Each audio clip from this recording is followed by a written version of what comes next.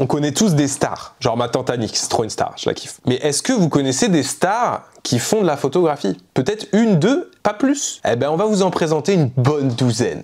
Et vous n'êtes pas prêts, il y a des grosses pépites. Dans cette vidéo, je vais te présenter le travail de 12 personnalités qui font des choses bien diverses et qu'on n'associe pas forcément à la photographie, mais il faut savoir qu'ils en font. Et oui, on a préparé cette vidéo avec Corentin, mon alternant, un grand merci à lui. On s'est concentré sur les profils qu'on voulait choisir et c'est lui qui a choisi les photos, donc je vais découvrir en même temps que vous le travail de ces grosses restas, de ces giga restas. Et on va juger fort, avec bienveillance, mais on va juger. En vrai, je suis pas une grosse bitch du jugement. Et on commence avec Lenny.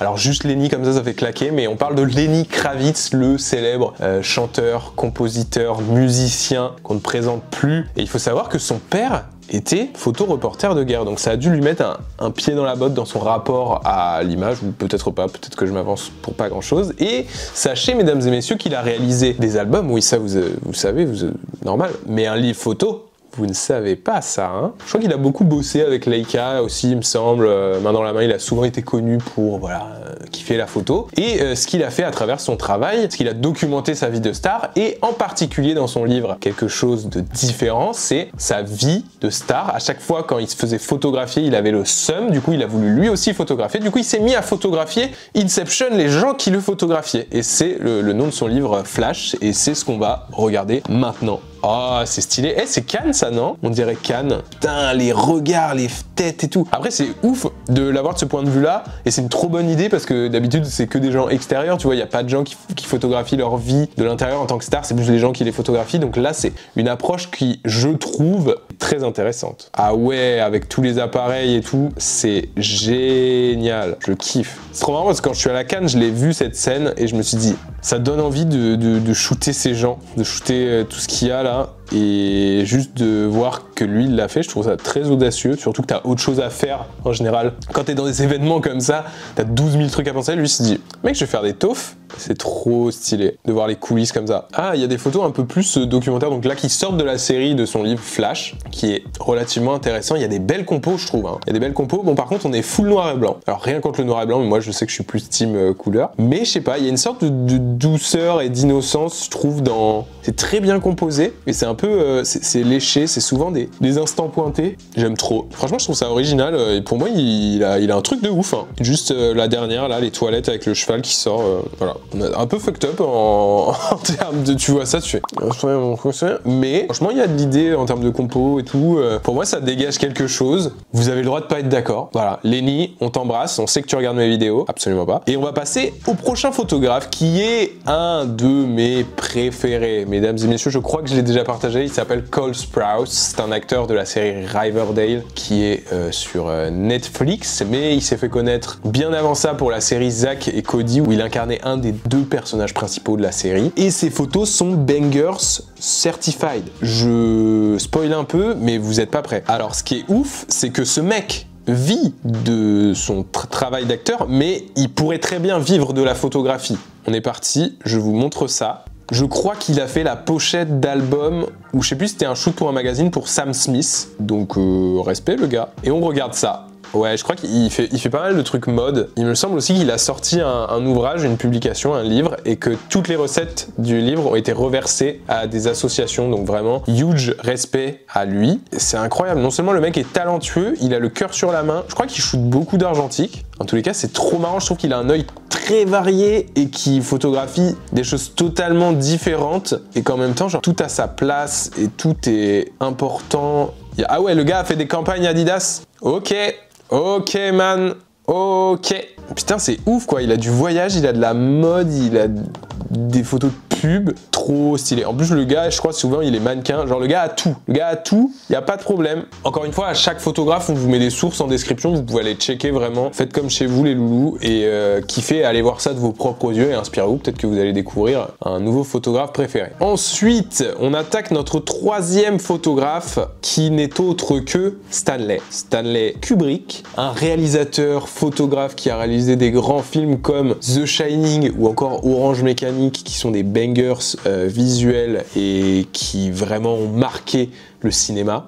Mais il faut savoir que son premier job était d'être photographe pour un magazine pendant 5 ans. Il y a à peu près 900 photos qui ont été publiées sur cette période-là. et on va découvrir ensemble à quoi ressemble la photographie de Stanley Kubrick. Ok, on est sur un singe, c'est intéressant. Je sais pas si c'est des scènes de film ou si c'est vraiment, si c'est vraies images quoi. Waouh!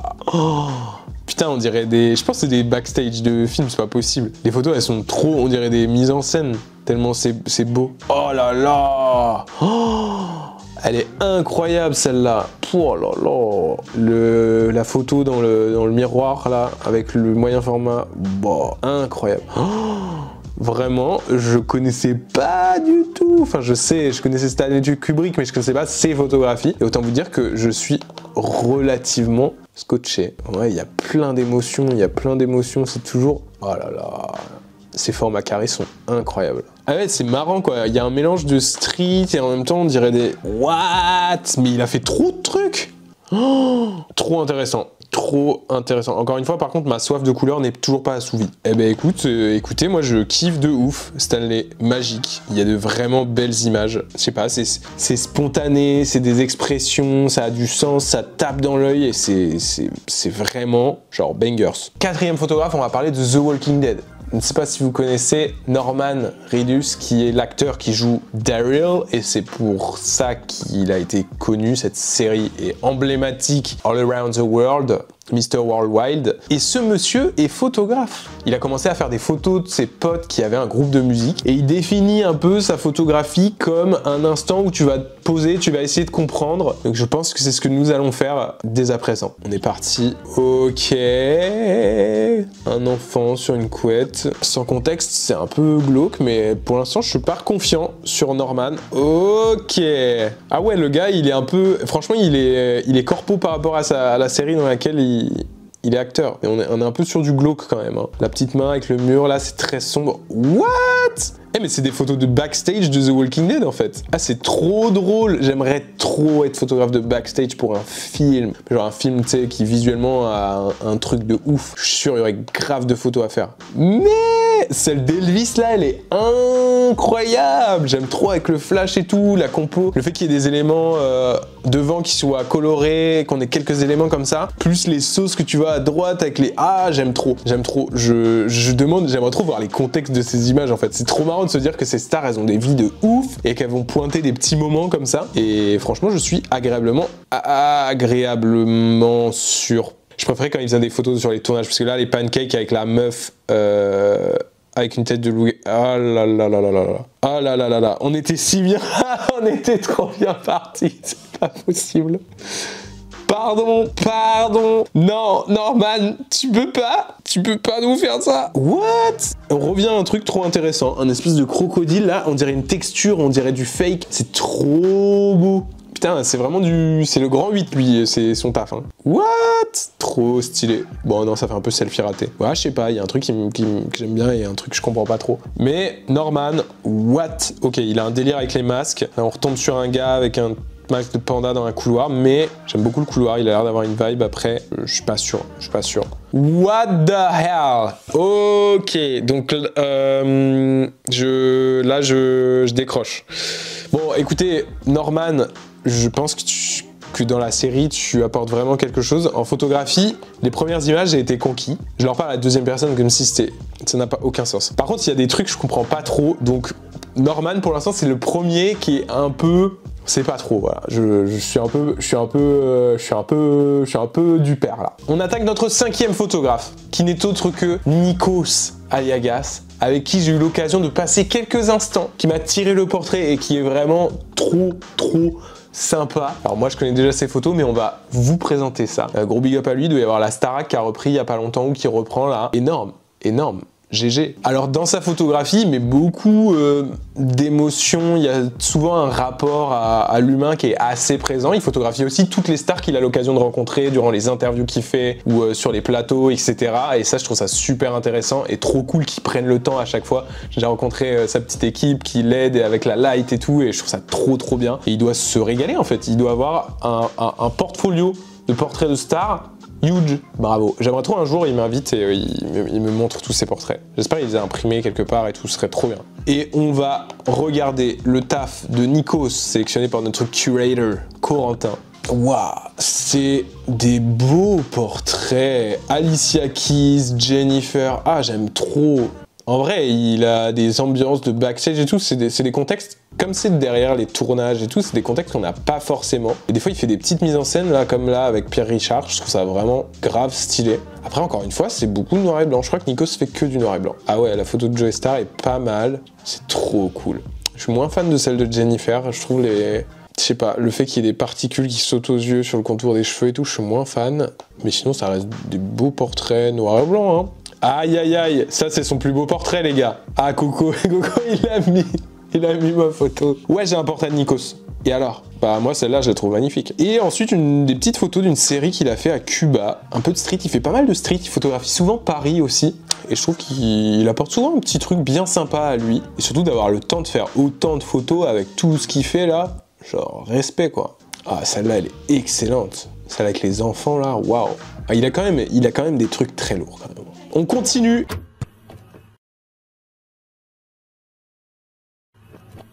Et on enchaîne avec notre 7e star qui n'est autre que Jason Lee. Jason Lee, c'est qui? C'est un acteur, producteur et skater américain très connu. Le mec dans Alvin et les Chipmunks. Voilà, bah, ce mec est photographe. Vous le savez pas? Maintenant vous le savez. Il partage sa vie en vidéo et en photo sur son site et il se veut d'avoir une forte spontanéité dans son travail et dans ses images et c'est ce que nous allons voir dès maintenant. À vos jugements, c'est parti, Jason Lee, let's go. De la couleur, merci mon Jason. Ok, ça fait très moyen format, New Topographics, wow, wow, wow, wow, wow, wow, wow. Ah ouais, il a une vraie démarche en mode film, ça me fait penser un peu au travail de Willem Verberg, ou genre au début de Joël Meyerowitz. Waouh! Ah ouais, c'est carré, il est pas de joke lui en fait, c'est pas genre il amène son petit appareil photo et il fait 2-3 photos, c'est vraiment il se chauffe, ça a l'air du moyen format, voire même de la chambre, film instantané. Oh, je suis en train de regarder les photos du mec qui littéralement parle à des chipmunks dans un film qui n'existe pas. Je suis en train de comparer ce mec, genre quand il est focus à fond, quand il met son âme dans ses photos, vs quand il parle à des miniatures 3D de rats qui chantent avec des voix aiguës. Le contraste. Franchement, c'est un de mes préférés et je le connaissais pas de ouf, donc bravo mon Jason. Arrête les chipmunks et sors un livre mec, on achète. On achète direct Jason. Ensuite, on attaque avec une queen que j'apprécie énormément pour son jeu d'acteur, qui n'est autre que Jessica Lange, qui a joué dans le premier King Kong, qui a aussi été dans la série American Horror Story, dans laquelle elle joue des rôles magique, elle est trop charismatique, elle impose trop, genre vraiment bangers Jessica. Et ben elle est photographe, raison encore plus de la kiffer. Alors pour la petite histoire, au-delà de toutes ces récompenses, elle a eu 2 Oscars, 3 Emmys, 5 Golden Globes au calme. Au-delà de toutes ces récompenses, elle a commencé la photo assez tôt. Il faut savoir que son premier mari, Paco Brande, je sais pas, était photographe. Et elle a un peu pris la photo comme une thérapie pour alléger la pression de ce milieu du cinéma et se mettre dans sa bulle et photographier. Et ce que je trouve genre vraiment honorable, genre vraiment trop cool. Moi aussi, la photo c'est une thérapie, Jessica. Tu veux pas être ma grande tante, stop. Elle a fait 3 livres photos, donc elle est pas en mode joke, hein. J'ai trop hâte de découvrir ces images. Son photographe préféré, mesdames et messieurs, c'était Joseph Koudelka. Quand même, son livre qui a fait le plus parler d'elle, c'est Highway 61, dans lequel elle a voulu illustrer le lieu dans lequel elle a grandi. Et mesdames et messieurs, elle a côtoyé Robert Frank. Genre, ils ont été colocs. C'est fou quand même. Genre vraiment, on doit avoir une pointure. Attendons de voir les images. C'est party. Alors ça, c'est une image de son premier livre. Ok. Les acteurs, s'ils font pas de la documentation de leur tournage, bah après c'est leur vie, donc c'est normal. Mais ça tourne quand même beaucoup autour de ça. Waouh, elle est très sympa celle avec. Oh là là, avec cette énorme sculpture dans l'eau et tous ces gens dessus. Trop beau. Putain, je suis trop content qu'elle fasse de la photo, sérieux. Waouh, le bar là avec tous les gribouillis et tout, c'est une belle lumière. Encore une fois, faites de la couleur. Oh là là. En vrai, c'est des instants propres quand même. Après, je pense que quand t'es acteur, tu dois avoir une sensibilité qui doit être accrue quand même à tout ce genre de choses. Oh, j'aime trop cette photo, le collectionneur de poupées là. Oh, J'ai trop envie de photographier des collectionneurs et du coup ça me touche trop et ça me motive trop et j'ai trop envie d'en faire. Et c'est trop flippant comme photo et en même temps c'est trop inspirant, trop intéressant le fait qu'il soit juste sur la porte blanche, qu'il se détache de toute cette masse. La photo est graphique, il y a plein de répétitions d'éléments et j'aime trop, je trouve ça trop inspirant. Une petite photo du Mexique qui est très stylée et on sent l'influence de Magnum, des Robert Frank, des Koudelka et tout et ça se ressent dans sa photo et c'est trop beau. Je ne pensais pas que cette grande dame était aussi talentueuse derrière la caméra. La suite. Alors là, mesdames et messieurs, il y en a qui vont être choqués, il y en a qui vont le savoir. C'est connu. Si je vous dis la mer, si je vous dis l'océan, si je vous dis Franck, je vous dis Franck Océan. Oui, il a fait des photos de bâtard. De son vrai nom, Christopher Francis Océan. Christopher Francis Océan, trop une vibe. Il était connu à la base pour écrire des textes, puis il s'est mis à produire ses propres albums et à sortir sa zik et ça a été un buzz incroyable. Et je crois que c'est en 2019, il a été invité au Met Gala pour photographier la cérémonie avec son appareil. Et vous avez peut-être déjà vu les photos, ou peut-être pas. On juge. Wow, ça flash. Je crois qu'il shoot au Contax en plus. King Ghost, on est là mec, et si vous connaissez pas sa musique, je vous invite vivement à aller l'écouter, c'est incroyable. Waouh. Pourquoi il y a une fausse tête de Jared Leto? C'est bizarre, mais c'est bizarre, mais c'est beau. Waouh. Ah, j'aime trop celle du vieux là, avec la casquette Daddy là. Propre.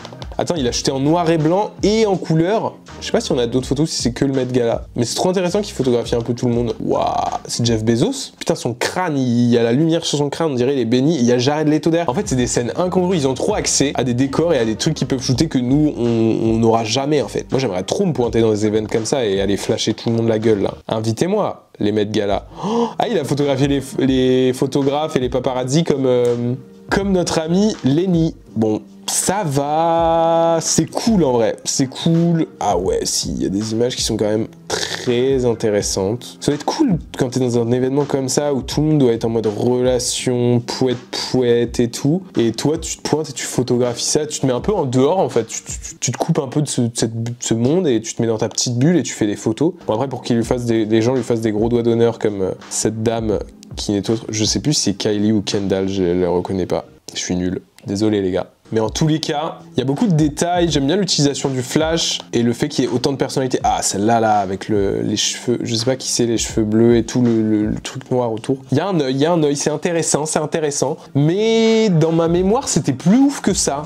Donc, je suis un peu déçu. Mais bon. Il nous reste d'autres photographes à explorer, donc on continue notre exploration. Un Kingos insoupçonné, l'avant-dernier photographe, François fucking Civil, qui nous pond des photos de malade, qui nous pond des photos caviar, c'est du caviar. Le mec joue aussi bien qu'il est bon dans ses photos. Allez, un peu mon chouchou de cette sélection. Voilà, je le dis. Pour lui, la photographie, c'est exprimer la nostalgie et permettre de sauver ces instants précieux. Il en parle dans le podcast Bonhomme de JQ. N'hésitez pas à aller l'écouter si vous voulez en savoir plus sur sa photo. Il photographie vraiment de tout. Ça peut aller de ses voyages à des portraits, à des trucs qui se passent sur les tournages. Mais sa démarche me touche et j'aime beaucoup ses images. Et je vous montre ça.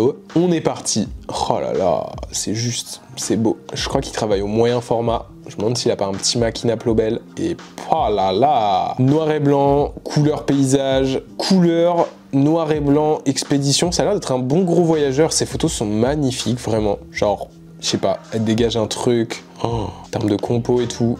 Oh là là là là là là là. Trop beau.